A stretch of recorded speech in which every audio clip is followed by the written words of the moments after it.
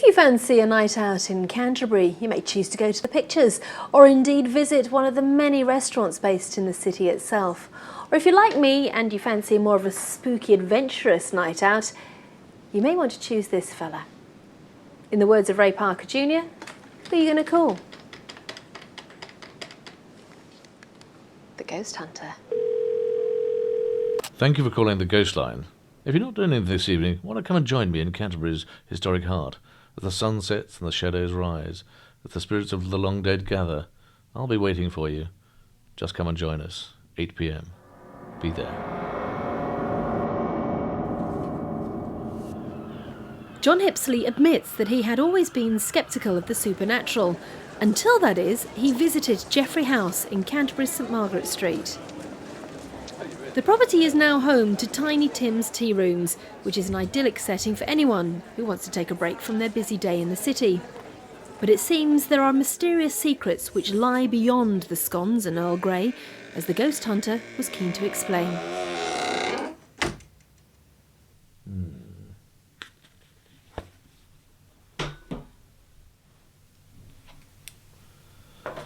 Welcome. I've been conducting ghost tours in Kent since 1995. In that time, people's attitude to ghosts has changed quite dramatically. When I first started, it was quite impossible to encourage people to even come on a ghost tour. Now they're beating a path to my door. Well, we could hope. If you find yourself at a loose end, perhaps on a Friday or Saturday night around 8 p.m, you'll find me standing outside a place called Albury's Wine Bar. You don't have to be over 18 to join us, and you don't even need to book.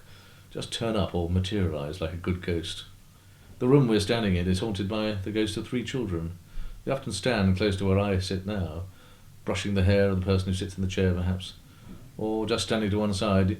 If you stand here now, you can actually feel the cold temperature as compared to the outside world. Quite a cold, clammy, minus 14 degrees perhaps. No, you can't see my breath. Still, just behind you there now stands a young man who seems to be rather forlorn. But back in the 1980s, this house was the scene of a rather horrific fire. And following the restoration, they found the bodies of 3 children tied to a chimney stack behind where you now stand. The strange thing is that even though the children have been dead for many years, their spirits still remain in this area here, playing tricks and playing games. In the mornings when you come into the building, you can hear the sounds of running footsteps coming down the stairs, and often hear the sounds of children laughing and joking up in the top rooms. In fact, as you make your way towards the stairwell, expecting somebody to come down, the footsteps stopped abruptly as you put your first foot on the treads. The other day I was in here, just visiting the loo next door, and I could see the toilet roll holder being moved by one of these naughty children, just out of arm's reach. Bless them, little darlings. The Green Bard production company are behind the tours. The Ghost Hunter himself won the South East England Best New Visitor Attraction for the millennium. With so much history in Canterbury, it's the perfect setting for such mystery tours. But what can we expect if we decide to opt for the excursion? Well, I can't guarantee you'll see a ghost, but you will feel a certain feel of unease and misfortune as I take you to some of the haunted dark sites. And how long would the tour last? 75 minutes. And whereabouts are you going to take us around the city? Basically places that I've investigated over the last 16 years. Places that make me feel unhappy and unwelcome. Not just the cathedral. And other places in the city that you'll also enjoy. And this is supposed to be enjoyable? Oh yeah, I mean, people like to be reassured that they're in a safe company. So when they see a ghost and they start running, I'm running with them. All ends up in a bar, though? Ultimately, we have to find spirits somewhere on the route. Be warned, though, things are not always as they would seem.